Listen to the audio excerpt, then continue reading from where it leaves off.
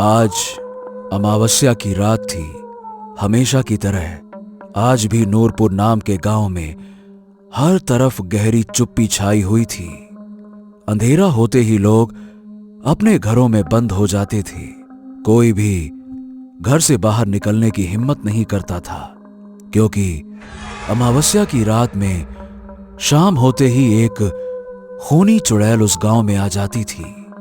जो भी उसे गांव के बाहर नजर आता वो उसकी जान ले लेती थी। इस गांव के पास ही एक बसंतपुर नाम का एक और गांव भी था, जिसमें राकेश नाम का एक लड़का अपनी मां के साथ रहता था और वो रिक्शा चलाता था। अरे रे, एक तो अंधेरा फैल गया है और अभी तक मुझे कोई सवारी भी नहीं मिली। लगता है आज खाली हाथ ही घर जाना पड़ेगा। आज तो माँ की दवाई भी लेनी थी। सोचा था आज कुछ पैसे मिलेंगे तो माँ की दवाई ले जाऊंगा। हाँ, मगर अब क्या ही हो सकता है। चलो घर चला जाए। राकेश ने अपना रिक्शा स्टार्ट कर दिया था। वो अपने गांव की तरफ जा रहा था, तभी उसे दो लोगों ने रोक लिया। ओ भाई, रुको रुको रुको रुको रुको रुको। ओ भाई साहब, हमें एक जगह जाना है, अभी और इसी वक्त पहुंचना है। अगर तुम हमारे साथ चलोगे तो हम तुम्हें तुम्हारे किराए से ज्यादा पैसे देंगे। बोलो। अरे वाह वाह भगवान वाह, क्या बात है। आपने मुझ पर आखिरकार मेहरबानी कर ही दी। खाली हाथ जा रहा था और मुझे दो सवारियां मिल गईं। मगर रात के अंधेरे में कहीं ये लोग मुझे धोखा ना दे दें। मुझे इनसे पहले ही पैसे लेने होंगे। वो दोनों आदमी राकेश के पास पहुंच गए थे। उनके हाथ में एक बड़ा सा बोरा यानी कि बैग था। देखिए भाई साहब, मैं आपके साथ चलने के लिए तो तैयार हूं, मगर आपसे पैसे मैं पहले लूंगा, क्योंकि मेरे साथ इस जगह एक बार पहले ऐसा हो चुका है कि रात के समय जो लोग मुझे अपने साथ लेकर गए वो रात के अंधेरे में बिना पैसे दिए ही भाग गए। अब मैं कहां पकड़ूं और क्या गाड़ी संभालूं, इसलिए पहले पैसे देने होंगे। अरे हाँ हाँ ना भैया, चिंता क्यों करते हो। तुम जितने कहोगे उतने पैसे तुमको दे देंगे। चुपचाप चलो। दूसरे आदमी ने अपनी जेब से बहुत सारे पैसे निकालकर राकेश के हाथ में रख दिए। अरे वाह वाह वाह, धन्यवाद भगवान जी, आज तो मजे ही ला दिए। आज तो मुझे इतने पैसे मिल गए जो मैं पूरे एक महीने में नहीं कमा सकता था। आज तो तुम्हारे भाग्य खुल गए रे राकेश। वाह वाह वाह वाह वाह, मजा आ गया, मजा आ गया। उन दोनों आदमियों ने बोरा रिक्शे में पीछे रखा और उसके साथ चुपचाप बैठ गए। हैं? बाप रे बाप, ये इन दोनों आदमियों के रिक्शे में बैठते ही इतनी बदबू कैसे फैल गई? इतनी तेज बदबू। अरे रे, मेरा तो दिमाग फट रहा है। पता नहीं इन लोगों को जाना कहाँ है। चलो भैया। अरे ओ रिक्शे वाले भैया, अरे अरे कहाँ खो गए? अरे भैया रिक्शा चलाओ, हमें देर हो रही है। खड़े खड़े क्या सोच रहे हो, चलो। हाँ हाँ, वो तो ठीक है, मगर आप मुझे ये तो बताओ कि आपको जाना कहाँ है। किसी ऐसी जगह लेकर चलो ना जहाँ कोई भी इंसान ना मौजूद हो। हमें इस वक्त शांति, अकेलेपन और वीरान जगह पर जाना है। चलो। आपने कहा वीरान जगह पर जाना है, मगर क्यों भैया? अरे भाई, तुम्हें ज्यादा पैसे दिए हैं ताकि चुपचाप मुंह बंद करके गाड़ी चला सको। सवाल जवाब करने की जरूरत नहीं है। जितना कहा है उतना करो। चलो, और नहीं चलना है तो बताओ। अरे नहीं नहीं, ठीक है साहब, चल रहे हैं ना, चल रहे हैं। जहां आप कहें वहां हम पहुंचाएं। चलिए। अब राकेश ने रिक्शा स्टार्ट कर लिया था। जाते जाते जाते वो जंगल से गुजरने लगा तो पहला आदमी बोल पड़ा। अरे नहीं नहीं नहीं भैया, ये जंगल से सफर करना सही नहीं होगा। क्या है कि जंगल में खतरनाक जंगली जानवर होते हैं। अगर उन्होंने हम पर हमला कर दिया तो। आप भी कैसी बातें करते हैं भैया, मगर आपको किसी ऐसी जगह पर जाना है जहां कोई भी ना हो, तो इस वक्त जंगल से बेहतर और कौन सी जगह हो सकती है, बताइए भला। और आप कहते हैं जंगल से ही नहीं जाना है। अरे मैंने कहा ना, नहीं नहीं नहीं नहीं, जंगल में नहीं। देखो भाई, मुझे जंगली जानवरों से बड़ा डर लगता है। किसी और जगह लेकर चलो, जंगल नहीं, बस बात खत्म, चलो। तो भैया मैं आपको नूरपुर गांव ले चलता हूँ। वहां पर इस वक्त कोई भी नहीं होगा। आज अमावस्या की रात है, तो आज की रात में तो उस गांव में लोग अपने घरों से बाहर निकलते ही नहीं है, कोई भी नहीं मिलेगा। चलो वहीं चलते हैं।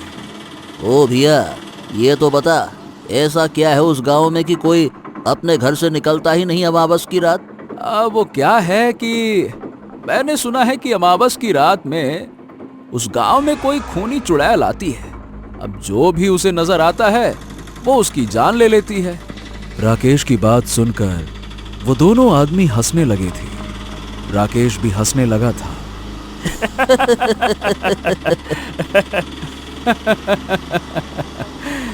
लगता है आपको भी मेरी तरह इन बातों पर विश्वास नहीं है ना भैया? आपको बताऊं, मैं कितने साल से रिक्शा चला रहा हूं। रात में सफर किया, आधी रात में किया, अरे 2 बजे, 1 बजे, 4 बजे, जितने बजे आप बोलो, लेकिन कभी भी भूत प्रेत नहीं दिखा। ये सब ना गांव वालों की मन घड़ंत कहानियां होती हैं। वैसे भैया मैं आपको उसी गांव में लेकर चल रहा हूं, मगर मुझे हैरानी हो रही है कि आपने आखिर इस वक्त मतलब वीरान जगह पर क्यों जा रहे हैं? कुछ समझ नहीं आ रहा है। अरे भैया क्या बताएं, बात यह है कि हमें उस जगह जाकर कुछ ऐसा काम करना है जो हम किसी और के सामने नहीं कर सकते। इसीलिए अब मत पूछना, है ना? बस शांति से बैठे रहो और वापस भी हमें तुमको ही लेकर आना है। राकेश तो हैरान रह गया था, मगर उसने शांति से रिक्शा चलाना शुरू कर दिया और फिर उन लोगों को नूरपुर गांव में लेकर आ गया था। इस वक्त वो लोग गांव से बहुत दूर एक वीरान जगह पर थे। चलो जल्दी से बोरे से वो सामान निकालो और जमीन की खुदाई शुरू करो, चलो। ओ लड़के, ओ ड्राइवर, इधर आ। इतने पैसे तुझे दिए हैं, आखिर कुछ तो हमारे काम आओ। चलो चलो चलो, ये कुदाल उठाओ और जमीन खोदने में मेरी मदद करो, चलो। क्या बात कर रहे हैं? मगर आप यहाँ जमीन क्यों खोद रहे हैं, वो भी इतनी रात को? रुकिए, कहीं ऐसा तो नहीं आप मुझसे कुछ छुपा रहे हैं? क्या बात है? एक तो जब से तेरी गाड़ी में बैठा हूं ना, कचर कचर कचर सवाल पे सवाल पूछे जा रहा है। अरे पहले भी समझा चुका हूं ना, काम ज्यादा कर सवाल कम, समझता नहीं है क्या है?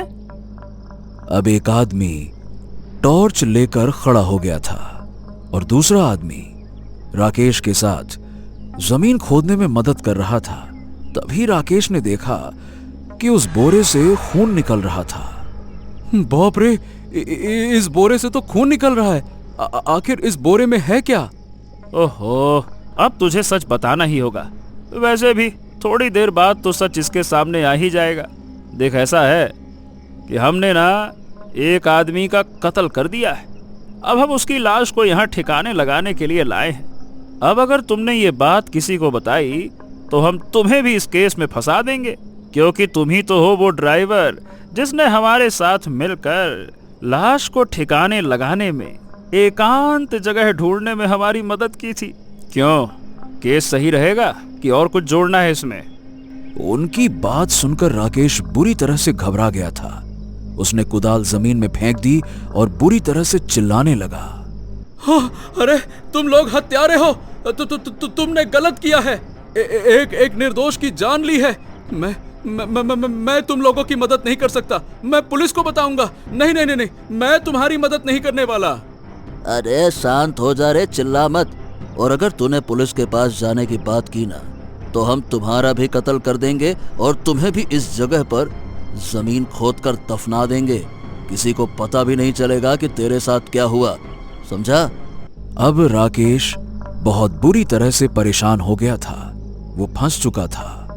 वो सोच रहा था कि करें तो करें क्या, कैसे यहां से निकलें। तब एक अजीब नजारा देखने को मिला। अरे यार, ये तो जिंदा है। एक बार देखो तो सही, बोरा हिल रहा है, देखो तो।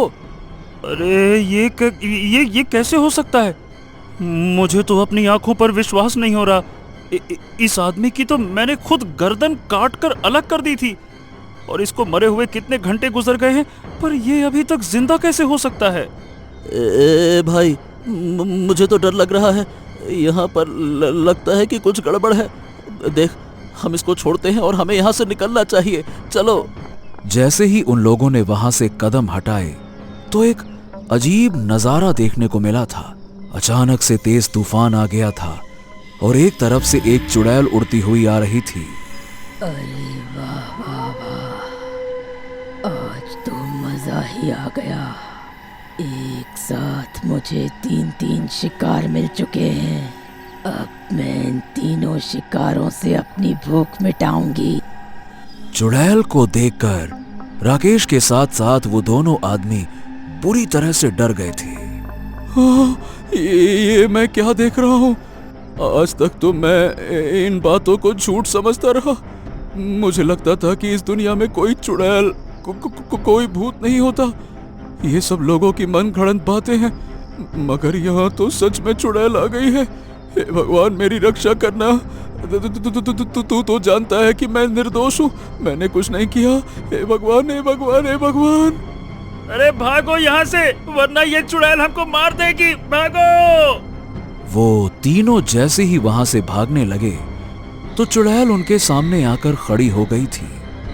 उस चुड़ैल की आंखों से नीली रोशनी निकल रही थी जो इस बोरे में उस लाश की आंखों में जा रही थी। अचानक से लाश बोरे से निकलकर बाहर आ गई।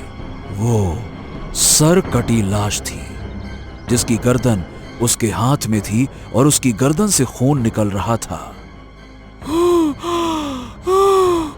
आज तक मैंने अपने पूरे जीवन में ऐसा भयानक नजारा कभी नहीं देखा।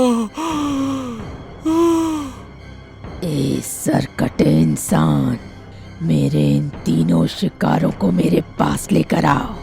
इनमें से कोई भी यहाँ से भागने ना पाए। ये दोनों तो मेरे कातिल हैं जिन्होंने मुझसे मेरी जिंदगी छीनी। अब मैं इन दोनों को नहीं छोड़ूंगा। इन दोनों को हम तड़पा तड़पा कर मारेंगे। तुम मेरे कातिलों से बदला लेने में मेरी मदद करो। ठीक है, पहले तुम्हारे कातिलों की जान लेते हैं और उसके बाद इस लड़के की। चुड़ैल ने पहले आदमी पर तेजी से हमला कर दिया।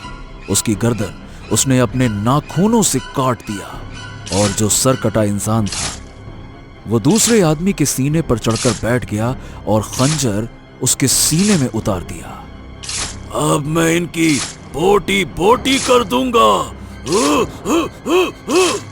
इन लोगों ने मुझसे मेरा जीवन छीना, अब मैं इनसे इनका जीवन छीनकर अपना बदला लूंगा। सर कटा इंसान आदमी के ऊपर बार बार खंजर से वार कर रहा था और वो आदमी बार बार तकलीफ से तड़पते हुए अपनी जान दे चुका था, जबकि पहला आदमी भी चुड़ैल के सामने सख्ते में पड़ा हुआ था। चुड़ैल उसकी गर्दन से खून पी रही थी और राकेश वो ये नजारा देखकर बुरी तरह से डर गया था। वो एकदम से वहां से भागने लगा, लेकिन अचानक से उसके पांव में जंजीरें पड़ गईं। जंजीरों ने उसे खींचना शुरू कर दिया और उसे चुड़ैल के पास लेकर आ गई। अभी तुम मेरी शक्तियों को जानते नहीं हो। जो एक बार मेरे चंगुल में फंस जाता है वो मुझसे बचकर कहीं नहीं जा सकता। मैं तुम्हारी जान ले लूंगी। नहीं नहीं नहीं नहीं नहीं, देखो मुझे जाने दो। मैं निर्दोष हूँ, मुझे जाने दो। मैंने कुछ नहीं किया, मैंने किसी की जान नहीं ली है। भगवान के लिए मुझे जाने दो, मुझे जाने दो, जाने दो। अब तुम कहीं बचकर नहीं जा सकते। आज अमावस्या की रात है तो मुझे आज़ादी मिलती है। मैं अपने शिकार से खूब खेलती हूँ, उसे तड़पा तड़पा कर मारती हूँ और फिर सुबह होते ही दोबारा से अपनी दुनिया में चली जाती हूँ और अगली अमावस्या की रात आने का इंतजार करती हूँ। अब जो जो मेरे सामने आएगा मैं अपने हाथों से उसकी जान ले लूंगी। राकेश वो जंजीरें खोलने की कोशिश कर रहा था, मगर वो जंजीरें बहुत मजबूत थी। क्या करूं? कैसे यहां से निकलूं? हे प्रभु, तू ही मुझे कोई रास्ता दिखा। अरे रे। तभी राकेश को अपनी मां की बात याद आई थी। उन्होंने राकेश को एक ताबीज दिया था। बेटा, जब तुम किसी मुसीबत में फंस जाओ, किसी भूत प्रेत का सामना करो, तो उस ताबीज को अपने हाथ में रखकर उस संकट के सामने करना। भगवान ने चाहा तो वो भूत तुम्हारा कुछ नहीं बिगाड़ सकेगा और तुम सुरक्षित रहोगे। राकेश ने जल्दी से अपने बटुए से वो तावीज निकाली और जैसे ही वो तावीज उसने जंजीरों के साथ लगाया तो तावीज से रोशनी निकलने लगी और जंजीरें टूट गईं। ये नहीं हो सकता। आज तक कोई मेरे जादू को तोड़ नहीं सका। ये मामूली इंसान कैसे कर सकता है? राकेश ने चुड़ैल के सामने जब अपना तावीज किया तो उसकी रोशनी से चुड़ैल दूर हटकर खड़ी हो गई। इसे पीछे करो, इसे मुझसे दूर करो, ये मुझे जला देगा। मगर राकेश ने वो तावीज चुड़ैल के सामने रखकर चलना शुरू कर दिया। देखते ही देखते तावीज की रोशनी से वो चुड़ैल जलने लगी और राकेश भागते हुए रिक्शे में जाकर बैठ गया। उसने जल्दी से रिक्शा स्टार्ट किया और तेजी से वहां से भाग गया।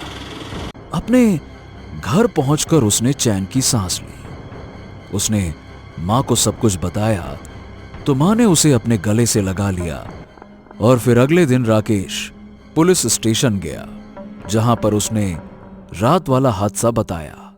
राकेश के साथ पुलिस उस जगह पर गई जहां 3 लोगों की कटी फटी लाशें पड़ी थी। एक वो था जिसका उन दोनों आदमियों ने कत्ल किया था और पुलिस ने उन दोनों को पहचान लिया। अरे, ये दोनों तो कातिल हैं और एक चोर है। हमें कब से इन दोनों की ही तलाश थी और ये आदमी भी कब से अपने घर से गायब है। इसके परिवार वालों ने रिपोर्ट की थी। हम कब से इस आदमी को ढूंढ रहे थे और इसके कातिलों को भी। मिस्टर राकेश, आपका बहुत बहुत धन्यवाद। तुमने पुलिस की मदद की है। Thank you.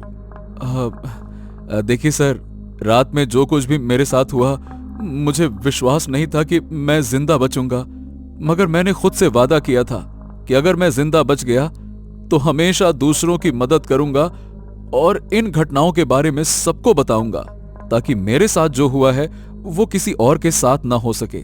और सही बताऊं तो जो लोग इन भूत प्रेत की बातों पर विश्वास नहीं करते ना, मैं सही बता रहा हूं, उन्हें भी विश्वास हो जाएगा कि ये सब कुछ झूठ नहीं, ये सच है।